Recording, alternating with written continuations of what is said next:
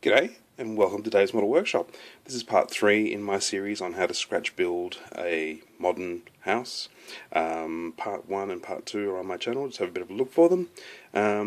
The position as it stood at the end of part 2, most recently, was this. I'll show you a photo of where I was at.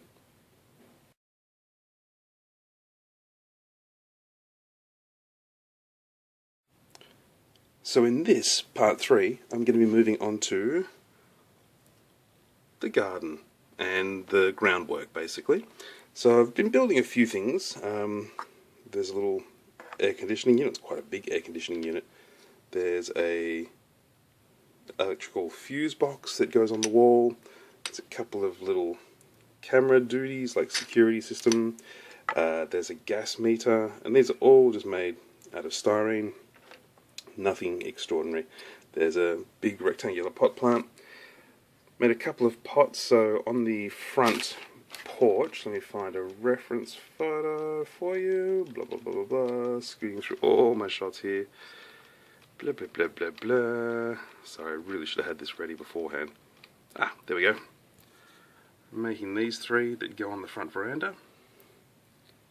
So that's them there. And there's a little alarm doohickey that goes on the wall that I've made. You can roughly see, so I'll put it down, that's easier. Yes, so I've been busy making a few things here.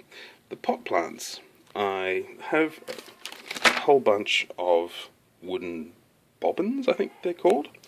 So yeah, I have a whole bunch of wooden bobbins that I bought, and to make pot plants, I just shear off the bottom and then sand it down. You've got that nice sort of ridge. So it gets rid of that second ridge there. Yeah, that'll work nicely. And here's a palm that I have made just by cutting some whiskey foil. So great stuff. It's the foil that you get around the top of a bottle of wine or a bottle of whiskey. And I've just cut out the shape and then bent it to shape to put in there. So yeah. Just lots of little accessories and bits and pieces. But the main thing I want to show you, is making the base. This is what I make my bases out of. So it's premium plywood, no less. 7mm thick, and I get it from Bunnings here in Australia, hardware store. I'm sure you can get something similar at your own local hardware stores. And I'm going to be cutting out a base, a big rectangle, and then I'm actually for once going to be doing a second layer because on the groundwork here I've got grass that I'm going to be laying down as kind of a carpet. I bought some grass which I'll show you in a second. So I'm going to be laying down grass as a carpet, and then I need it to come up for the foundations of the building so that the foundations are about the same height as the grass. So we'll have grass and then foundations as a second level, all on top of one layer of base. I hope that makes sense. You'll see what it looks like. So I've got my model over here, my miniature, and I am going to place it onto a board, work out the exact depth, and then trace around it and work out my foundation as well. This is the fake astroturfy grass that I've got. So yeah, as an example, it's going to sit down beneath. That's going to be the concrete path. It all should look fairly single level, fingers crossed.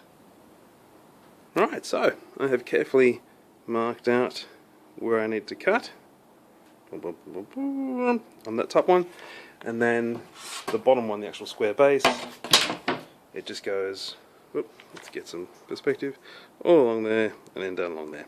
So time for me to get out my trusty saw, my rusty saw, and cut these. I'm not going to bore you and show you how to do that, but yes, it's delightfully old school. I wish I had a better power tool, but I don't. So I've learnt to cut fairly straight. Wish me luck. Yeah, let's get some focus. I figured you need to see a bit of the cutting. Now it's probably going to wobble the hell out of the camera, but let's give it a go. Is that crazy wobbly? I bet it is. The trick I find is to keep the saw really closely aligned with the line you're cutting, so you don't cut way up here, keep it way down here. Keeps the lines a little bit more on track, for me at least. Alright, a little bit more sawing. just because I love you guys. What a treat. And that's enough sawing for today, I think. Sorry. There we go. So I think you can see now the sandwiching effect that I was talking about. So there's the entire base. Sorry about the sunlight kicking in there. And there's the bits that I've cut out. So the grass will go in here and towards the door there. And yeah. I'm just going to cut a piece of balsa to go along the front and there, so that we'll get a nice fence line. Hang on a second, I'll show you the balsa. So that's the piece of balsa that I'm going to cut. And I'm going to glue it all down with wood glue, and hopefully it all sticks. That's the plan. Alright, I'll show you this tomorrow once it's all dry. Here's my base from yesterday. It's all worked out, it's all glued, I'm happy. Nothing's coming loose. So I've cut another piece that goes just here, so there's one extra sort of raised piece of concrete just there, and I have trimmed some sandpaper that I'm going to stick to here, and some that I'm going to stick to here, that's going to give me that kind of concretey effect. It's I think 150 grit sandpaper. You could try sprinkling sand on it, but I think this gives a slightly better result. Look, it's not essential. If I had plastic as a background, I could maybe do something else to texturize it, but I think this will give us a pretty good texture. So I'm just going to glue that down with PVA glue and glomp it into place and then hold it down so it dries.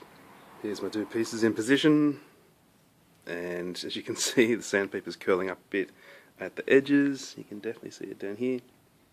Glue is everywhere, so I'm going to put bits of wood on top to hold that nice and flat. And I'm going to get a piece of wood to put on the top of that, and then just push it all down with pressure, and hopefully that will dry nice and flat for me. Right, that should hold it all. So, moving on from there, I've got a little tricky trick to show you. Oh, bright sunlight. I have here 3 pot plants that I have put together, and to put a realistic soil on top, I'm just going to use real soil. So I have me here some soil that I just grabbed from the garden, some PVA glue, and foolishly I didn't bring my tripod, so I'm doing this one-handed. Let's see how badly this works out.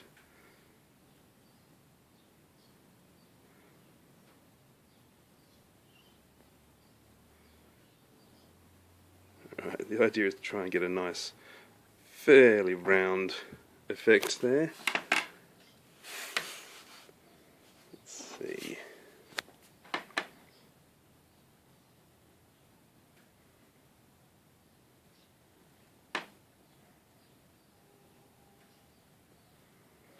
All I've done is spread the glue around, get my fingers very glued up, and then I'm just going to sprinkle some dirt on it. It's pretty easy. Not a great big rock. Maybe I'll just grab some in my hand.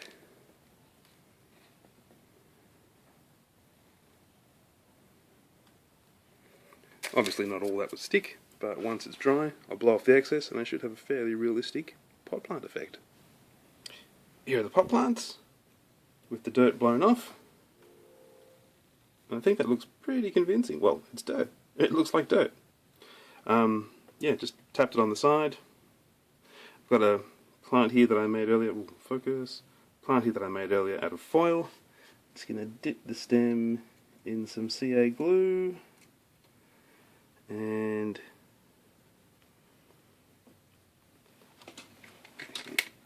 stick that in there. Might put a bit more glue on there. That wasn't quite enough. I'm just going to use the bottle.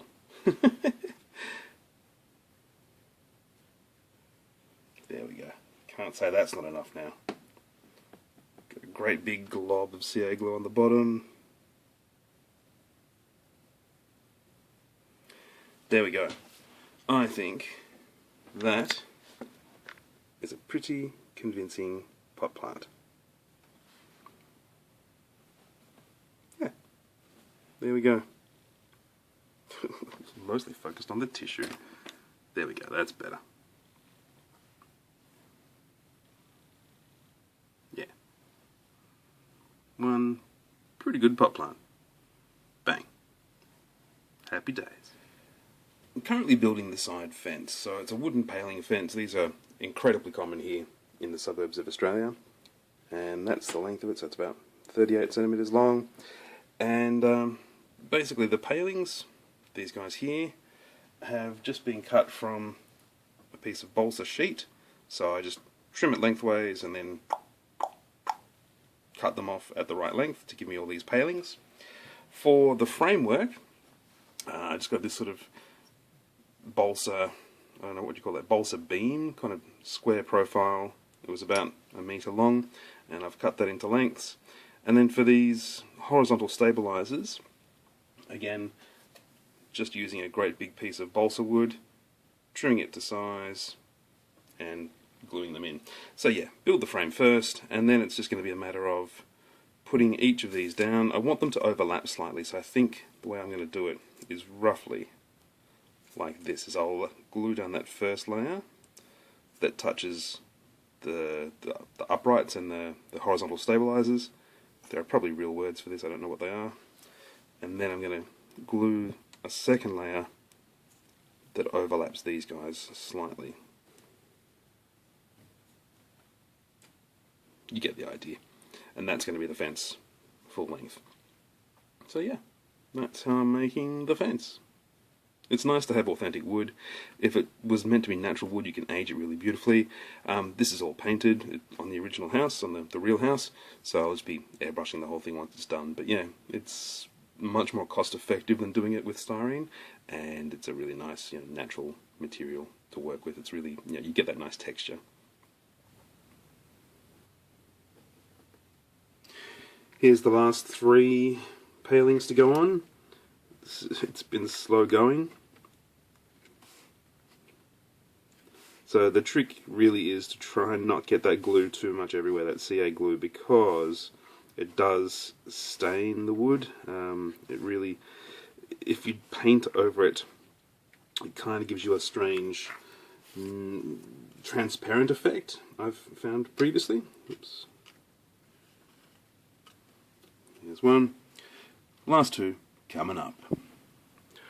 I'm doing a bit of a test fit here just to make sure it all works and everything has come together okay, and it seems okay. So I've got my big front fence here that took up heaps and heaps of styrene strip. Got my side fence made out of balsa, and I have another side fence which, it's a bit tricky to see here, but it's corrugated. You might catch it if I'm lucky. There we go. You can see it's corrugated, and they all need paint. The baseboard, focus, the baseboard is all done. I've got a couple of wrinkles in my sandpaper which I'm going to try and get rid of now, but yeah, we'll see what we can do.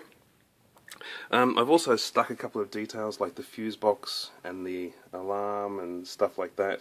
A little spotlight, alarm, fuse box, they're all stuck in. So I'm going to try and make the lawn work now and start putting it all together. Got the lawn to cut to shape, but I am relieved because it all fits and it all tallies up rather well. Phew. Here's the base with the grass stuck down and the concrete fairly painted. Still a bit of work to go. You can also see that I have painted 2 of the fences, and I've also left a bit of a gap here because there's a little ridge of dirt, a little bed of dirt between the lawn and the wall. And so all I've done is cut a strip of cardboard and glue some dirt to the top of it and then blow away the dirt that didn't stick. So I'm going to plop that into that gap there now and hopefully have a little garden bed along the edge of the lawn. I've cut some little slips of paper just to work out whether I've got my proportions right for the paving stones. So there's a whole bunch of paving stones in the front yard of this place, and yeah, working on them now. I'm going to cut these out of styrene and glue them on. Yeah, let's see how we go. Right, well, here are my paving slabs. two different colours, slightly darker along the front, slightly lighter along the side there, and this shows you the size of the thing. It's as big as my workbench, it's massive. So now it's time to glue the whole thing down. I'm rather relieved to glue this whole chunk to the base because I've been moving it around to make space occasionally, and it's going to be really good just to get it safely in place. Now that it's in place, I can finally start to stick down all of these accessories that I've built down the side here. So there's 2 types of planters, drain pipe, air conditioning unit, fuse box, internet connection. There's an alarm, there's a spotlight, and I also have a gas meter that I'm about to stick down, just using some lead pipe to stick that in place about there, I think. Yeah, it's nice to finally get to put all this stuff in. There are 2 fruit trees, fairly bare fruit trees, in the front garden, and I've made these just using wire, just bent together. You can see down there where it's twisted, and yeah, I'm going to cover these with a bit of gesso, just to give a bit of texture and to hide that twisty wire effect, and then paint them, and those will do nicely for my 2 trees. There's one, and there's the other one. Yeah, cool. Sorry, I just said gesso. It's not gesso, it's modelling paste. So, just dipping it into there, and basically it's just, you know, to hide the wire texture a little bit, to give it a little bit more realistic texture. That's the plan. You can see it going on. Yeah, it just gives it a slightly more interesting texture. So, yeah, I like this stuff. Suddenly it doesn't feel like wire. Just trying to get 2 bigger glomps in it, because 2 big clumps, because that will look a bit fake in its own right.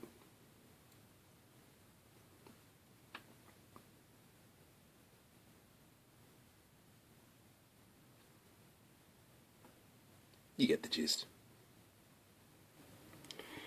I've got here my 2 wire trees that I've made, and my 2 pots that they go into. So a little dab of CA glue on the end of them. Excuse my really grubby fingers, I've been airbrushing. A little dab of CA glue. It's quite a big dab. And stick it into the base. Boom. And try not to drop it. Obviously hold it in place while the glue dries. Come on.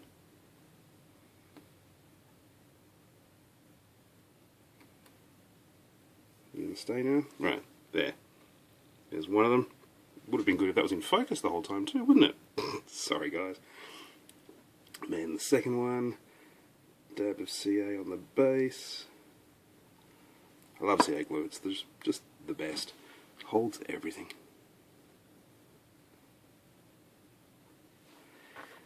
Try and get that more in the hole. There we go.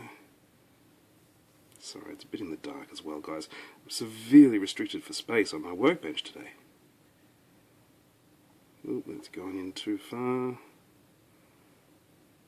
As the actress said to the bishop. Alright, that's something exciting for you to watch glue dry. So, I'll come back in a second. Right, that's a bit better, isn't it? So, those are the trees at the front I'm replicating. And those are my versions. Look, it's not an exact version, you know, the pots there are tapered, these ones aren't. But, as a representation, I think we're in a good place.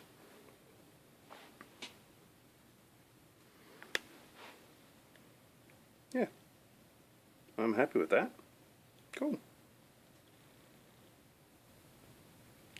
Now along the front here, so I've left this dirt patch, and as you can see, there are little tufts of grass in the dirt patch there. So on screen, they're green, but I happen to have this that I've previously bought, which just works beautifully. It's wild grass bushel extra large trocken. So I think that translates roughly as bunches of wild grass large. And yeah, they work great. So I'm just grabbing them out.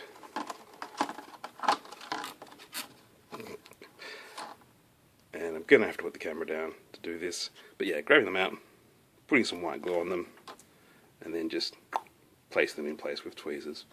Easy peasy. Like I said, really struggling for space on the desk here today.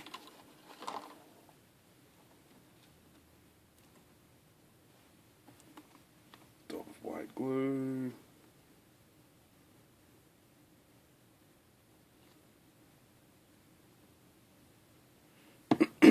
And just try to keep them fairly evenly spaced.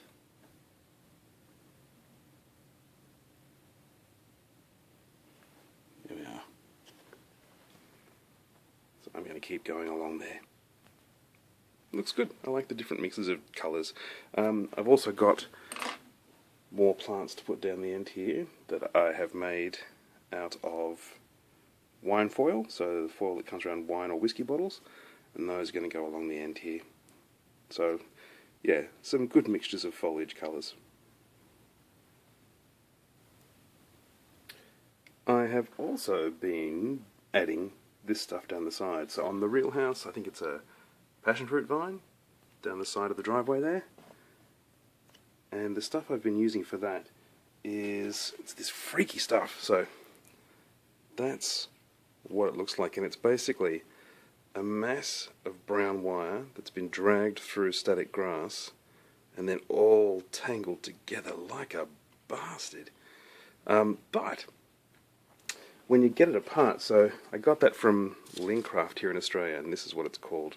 It was from the florist supplies section, moss sheet, and it's a ribbon of moss. But yeah, when you get it apart, it's kind of like this, and it's quite useful for vines and creepers and stuff. Some bits are mankier than others, so some bits are all just kind of matted together and horrible, depending on how twisted together the wires are. But other bits, like this one here is a creeper up the front of the house there, works quite nicely. These patches, you know, they're working for me. So it's just a matter of finding the bits that are okay, as opposed to the bits that are just matted ghastliness. But yeah, it's good stuff. I'm impressed by it. I've never seen it at a hobby supply store, but yeah, florist supplies. So I've got some glue drying there, got some glue drying here where the tweezers are holding that against the wall, and it is coming together. Loving it. And here is the finished result. So it's significantly bigger than most of my builds. So you can see it's probably about 45 centimeters long, maybe even 50 centimeters long, and it's a biggie, but I'm awfully happy with it. It's come up really well. And I'm extremely happy with the garden in the front. It feels quite realistic to me. It feels very much like an architectural model. And there are some lovely little details. I mean, there's a lot happening on it, and I quite like that. I added that little planter box there right at the end just to hide a piece where the sandpaper didn't quite work for me. We lost a bit of texture on the sandpaper. I think my favourite bit is probably this awning. I just love that plastic, the corrugated clear plastic. And I think my second favourite bit is probably just down the side here, because there's lots of little details. So there's the gas meter, there's the internet point, there's the alarm system, there's the power box, there's an air conditioner. I just like that little section there. Oh, plus of course there's the hose, and I'm really happy with the hose.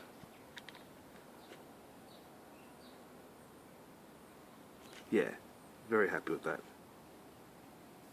Let's try and stop wobbling the camera for a bit, hey? So yeah, that's it, all come together. I hope this has been helpful to you and that you've found it of interest. All three parts of it. I guess I should show you the back too, shouldn't I? It's a little bit trickier to show. Hold on. Okay, gonna have to do it two-handed because it's such a biggie. Oh, sorry, bad camera work. Got this nice little piece down the back here, which is kind of hidden. And then, yeah, that's the back end, so it's all painted black. Just really simple, not much to see there. And that's how it's all come together, guys. Yeah, I think it's pretty realistic, and it certainly captures the original. So that's it from me. I'll see you next time when I'm building something else, but yep, that's been my modern architectural model house. Scratch built in about 1/24th, well exactly 1/24th scale. So, I hope you like it, guys. I'll catch you next time on Dave's Model Workshop. Bye.